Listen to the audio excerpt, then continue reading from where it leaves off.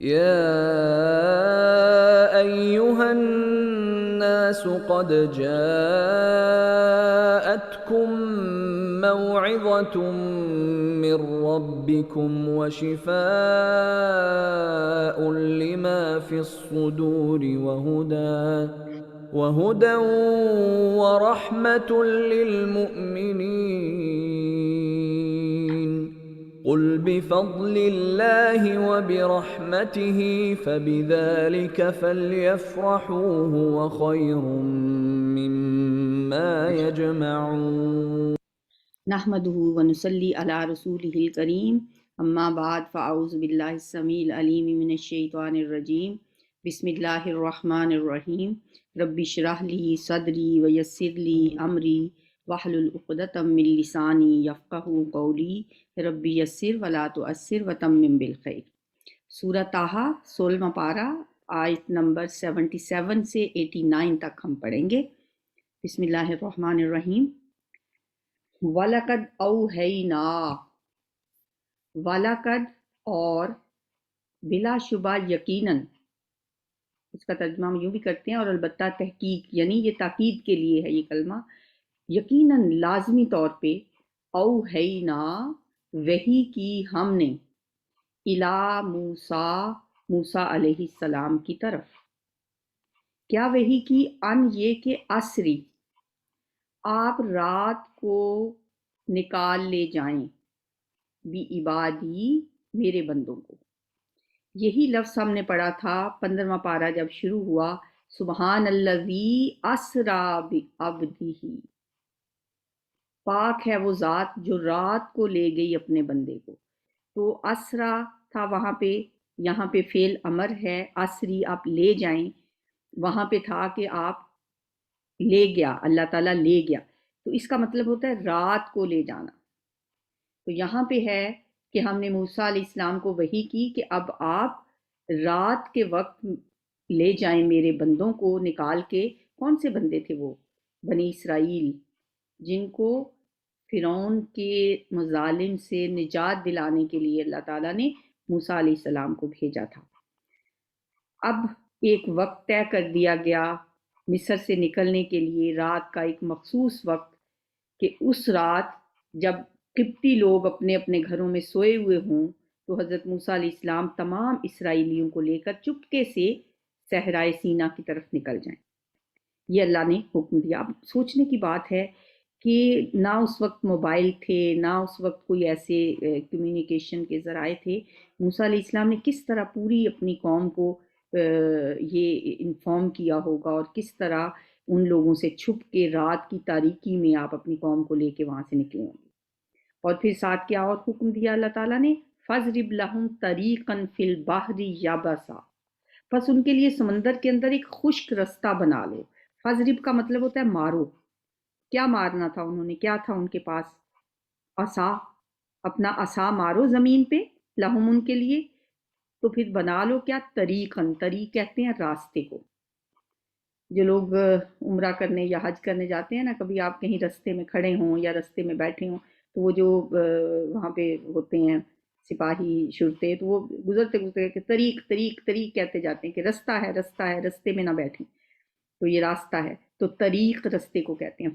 طریقاً ایک رستہ بنا لو، فی البحری سمندر میں، یابسن خشک۔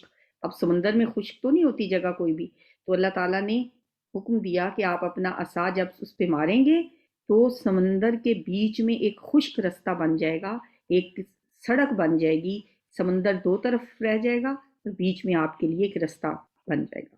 فَاضْرِبْ لَهُمْ طَرِيقًا فِي الْبَحْرِ يَبَسًا، پھر تو ان کے لیے بنا سمندر میں ایک خشک رستہ۔ رات کی تاریکی میں بنی اسرائیل کو لے کے نکل، اور ظاہر ہے سمندر سے گزرنا ہے آپ نے، تو سمندر میں اللہ تعالیٰ آپ کے لیے وہاں پہ رستہ بنا دے گا۔ ان کے پاس کوئی کشتیاں نہیں تھیں، کوئی ایسا جہاز نہیں تھے جن سے انہوں نے تیر کے گزرنا تھا، تو اللہ تعالیٰ نے یہی معجزہ جو حضرت موسیٰ علیہ السلام کا تھا، دو معجزے دیے تھے نا اللہ نے، ایک عصا اور ایک آپ کا جو تھا سفید ہاتھ ہو جاتا تھا جب آپ بغل میں ہاتھ ڈالتے تھے۔ لا تخاف، خوف نہیں ہوگا تجھے کوئی بھی سمندر میں اپنی فوج ڈالتے ہوئے، لا تخافو، اس حال میں آپ وہاں جائیں گے کہ نہ آپ کو کوئی خوف ہوگا۔ کون سا خوف؟ داراکن، پکڑے جانے کا۔ ادراک کا لفظ آپ نے سنا ہوگا، کہتے ہیں مجھے تو اس بات کا ادراک ہی نہیں تھا، میں نے تو یہ بات پائی ہی نہیں تھی، مجھے تو یہ بات معلوم ہی نہیں ہوئی تھی۔ تو داراکن کا مطلب ہے پا لینا، پایا جانا۔ آپ کو پائے جانے کا، پکڑے جانے کا کوئی خوف نہیں ہوگا۔ ولا تخشا، اور نہ تو ڈرے گا کہ میں سمندر کے اندر داخل ہو رہا ہوں، کیونکہ اللہ تعالیٰ نے پانی کو دونوں طرف روک لیا ہوگا۔ فَأَتْبَعَهُمْ، موسیٰ علیہ السلام جب رات کو اپنی قوم کو لے کے نکلے اور سمندر پہ جا کے عصا مارا اور وہاں پہ رستہ بن گیا اور بڑی سکون کے ساتھ آپ اپنی قوم کو لے کے وہاں سے گزر گئے، تو پیچھے سے فرعون کو بھی پتہ چل گیا، کتنا بھی انہوں نے چھپایا ہوگا، بہرحال نکل تو وہ گئے تھے، لیکن جب ان کو پتہ چلا کہ موسیٰ علیہ السلام تو اپنی قوم کو لے کے نکل گئے ہیں، فَأَتْبَعَهُمْ فرعون، تو اتباع کرنا، پیروی کرنا، پیچھا کرنا، پیچھے پیچھے چلنا، تو اتباع کیا، پیچھا کیا ان کا فرعون نے، بِجُنُودِهِ، اپنے لشکروں کے ساتھ۔ فرعون نے بھی اپنی فوجیں پیچھے دوڑا دیں ان کو پکڑنے کے لیے، فَغَشِيَهُمْ، تو ڈھانپ لیا ان کو۔ غشی کیا ہوتی ہے؟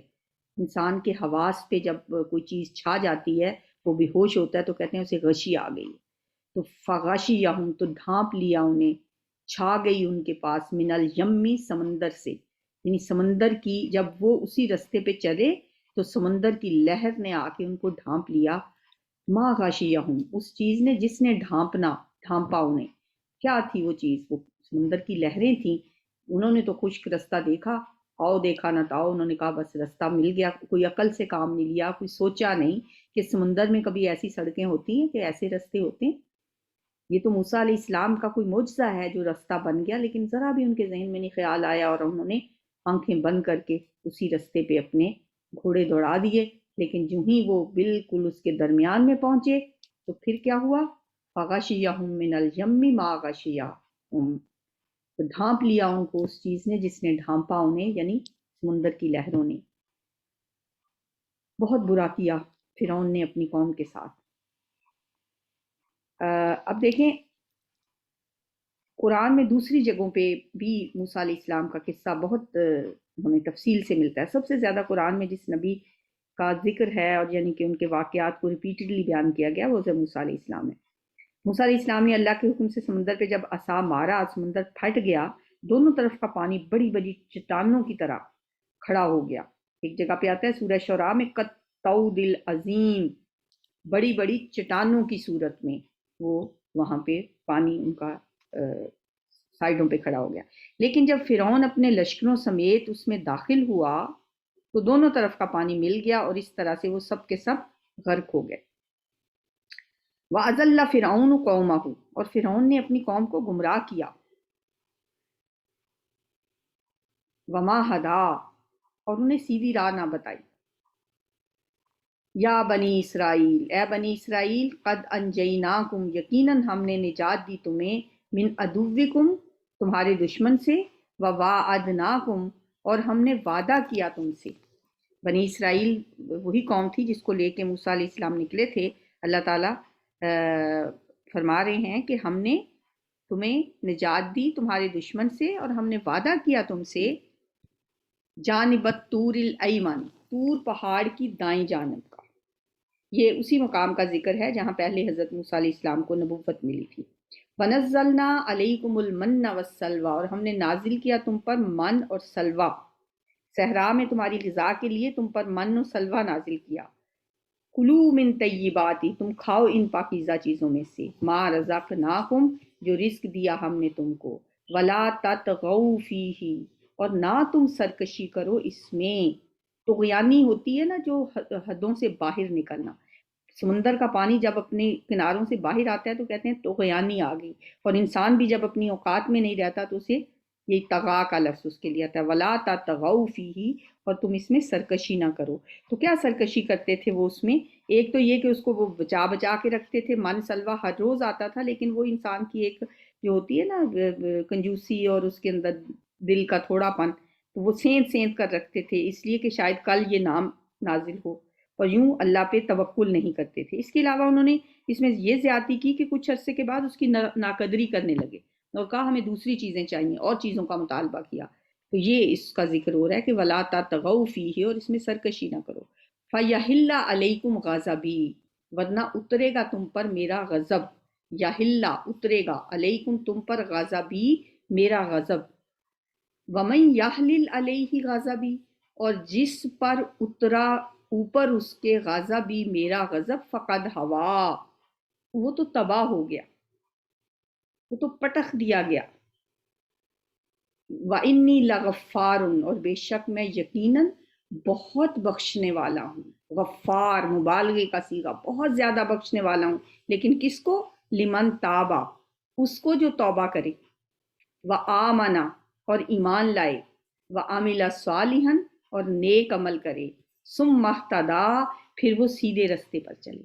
یہ کوالٹیز جس میں ہوں گی، توبہ کرنا، ایمان لانا، عمل صالح کرنا، اور پھر سیدھے رستے پہ چلنا، پھر اللہ فرماتے ہیں میں اس کے لیے غفار ہوں، میں اس کے سارے گناہ بخش دوں گا۔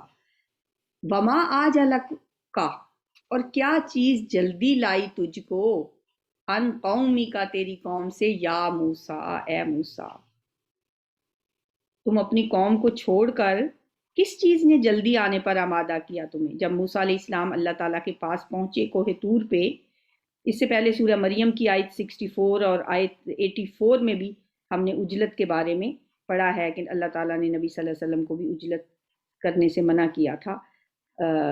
تو یہاں پہ حضرت موسیٰ علیہ السلام سے اللہ تعالیٰ کہہ رہے ہیں کہ آپ اپنی قوم کو چھوڑ کے جلدی جلدی آئے ہو، کیا چیز آپ کو جلدی لے کے آئی؟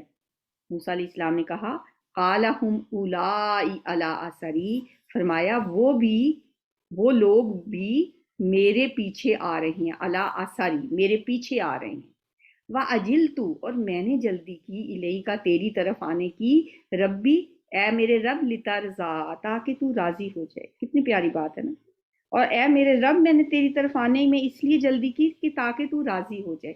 یہ محبت تھی، یہ ان کا شوق اور جذبہ اور فرط جذبات کا اظہار کر رہے ہیں اللہ کے سامنے، یا اللہ یہ میرا شوق تھا، میرا اشتیاق والی کیفیت تھی، تاکہ آپ خوش ہوں گے، میں یہاں اس لیے جلدی جلدی چلا آیا، میری قوم بھی پیچھے آ رہی ہے، آئے تو تھے اللہ کو خوش کرنے کے لیے، اور یہاں الٹی ایکسپلینیشن کال ہو گئی۔ اللہ تعالیٰ نے فرمایا قَالَ فَإِنَّا قَدْ فَتَنَّا قَوْمَكَ، فرمایا بے شک ہم نے یقیناً آزمائش میں ڈال دیا ہے تیری قوم کو، فتنہ، ہم نے آزمائش میں ڈال دیا ہے، قومک، تیری قوم کو، من بعدک، تیرے بعد، وَأَضَلَّهُمُ السَّامِرِيُّ، اور گمراہ کر دیا ہے ان کو سامری نے۔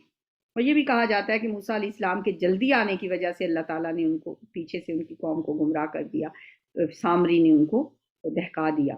فَرَجَعَ مُوسَىٰ إِلَىٰ قَوْمِهِ، پس لوٹے موسیٰ علیہ السلام اپنی قوم کی طرف، غضبانہ، غصے سے بھرے ہوئے۔ یہ بھی مبالغے کا صیغہ، جیسے ہوتا ہے نا الرحمن، بہت زیادہ رحم کرنے والا ہے، یہ اسی وزن پہ غضبان، بہت زیادہ غصے میں، آصفاً، افسوس کرتے ہوئے، قالا، کہنے لگے، یا قومی، اے میری قوم، الم یعدکم ربکم، کیا نہیں وعدہ کیا تھا تم سے تمہارے رب نے، وعدن حسنا، اچھا وعدہ، یا تم سے تمہارے رب نے اچھا وعدہ نہیں کیا تھا؟ افطال علیکم العہد، تو کیا لمبی ہو گئی تم پر مدت؟ افطالہ، طول دینے سے یہ لفظ ہوتا ہے، کیا لمبی ہو گئی علیکم تم پر، العہد مدت، ام اردتم، یا تم نے ارادہ کیا، ان یحل علیکم غضب، کہ اترے تم پر غضب، من ربکم، تمہارے رب کی طرف سے، فاخلفتم موعدی، پس تم نے خلاف کیا میرے وعدے کو۔ گویا تمہاری یہ جو حرکت تم نے کی ہے، یہ اللہ کے غضب کو دعوت دینے کے برابر ہے۔ اللہ نے تو تم سے وعدہ کیا تھا کہ وہ تم لوگوں کو اپنی کتاب کی صورت میں ہدایت دے گا، میں تو اللہ کے اس وعدے کے مطابق طور پر گیا تھا کہ تمہارے لیے اس کی کتاب اور ہدایت لے کر آؤں، لیکن تم نے کیا کیا؟ قالو، انہوں نے کہا، ما اخلفنا موعدک، نہیں ہم نے خلاف کیا آپ کے وعدے کو، بملکنا، اپنے اختیار سے، ولاکننا، اور لیکن، ہم ملنا، ہم پر لاد دیے گئے، اوزارن، کچھ بوجھ، من زینت القومی، فرعون کی قوم کے زیورات سے۔ یہ جو بنی اسرائیل تھے، لوگ ان کو بڑا امانت دار سمجھتے تھے، اس وجہ سے جو قبطی قوم کے لوگ تھے وہ اپنی امانتیں ان کے پاس رکھوا دیا کرتے تھے، بہت سے زیورات وغیرہ ان کے گھروں میں ان کی امانت کے طور پہ پڑے تھے۔ اس وقت ظاہر بینک وغیرہ تھوڑی ہوتے تھے، جس کو وہ امانت کے قابل سمجھتے تھے اس کے پاس اپنی امانت رکھوا دیتے۔ اب جب موسیٰ علیہ السلام ان کو لے کے نکلے تو وہ زیورات بھی جو قبطی قوم کے تھے یہ اپنے ساتھ لے آئے۔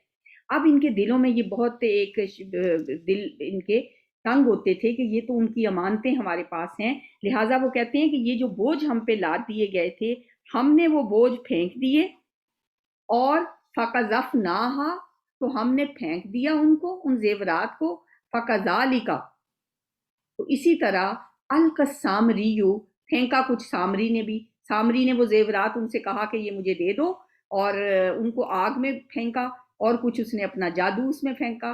فَأَخْرَجَ لَهُمْ عِجْلًا پھر اس نے نکالا ان کے لیے ایک بچڑا، جسدن ایک جسم تھا، لہو اس کے لیے خوارن ایک آواز تھی ڈکارنے کی، گائے کی سی آواز، اس نے کچھ ایسے سوراخ اس میں رکھے تھے کہ اس میں سے آواز آتی تھی۔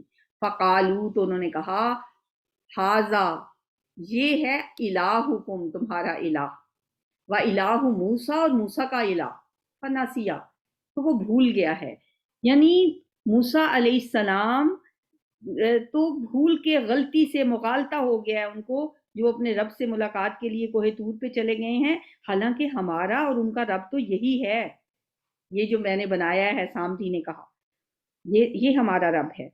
تو اللہ تعالیٰ فرماتے ہیں افلا یرونا کیا وہ نہیں دیکھتے، اللہ یہ کہ نہیں یرجع الیہم قولا نہیں وہ لوٹاتا ان کی طرف کوئی بات، یعنی کہ وہ تو بولتا بھی نہیں ہے، ولا یملک لہم ضرا اور نہیں وہ اختیار رکھتا ان کے لیے کسی نقصان کا، ولا نفع اور نہ کسی نفع کا، پھر بھی وہ اس کی پوجا کیے جا رہے ہیں کہ نہ وہ بولتا ہے نہ وہ کوئی آواز بات کرتا ہے، بس اس میں سے ایک ڈکارنے کی آواز آتی ہے۔ چلیں جی تلاوت تھوڑی سی سن لیتے ہیں، ٹائم بھی تھوڑا سا رہ گیا ہے۔ وَلَقَدْ أَوْحَيْنَا إِلَى مُوسَىٰ أَنْ أَسْرِ بِعِبَادِي فَاضْرِبْ لَهُمْ طَرِيقًا فِي الْبَحْرِ يَبَسًا لَا تَخَافُ دَرَكًا وَلَا تَخْشَىٰ فَأَتْبَعَهُمْ فِرْعَوْنُ بِجُنُودِهِ فَغَشِيَهُم مِّنَ الْيَمِّ مَا غَشِيَهُمْ وَأَضَلَّ فِرْعَوْنُ قَوْمَهُ وَمَا هَدَىٰ يا بني إسرائيل قد أنجيناكم من عدوكم وواعدناكم جانب الطور الأيمن ونزلنا عليكم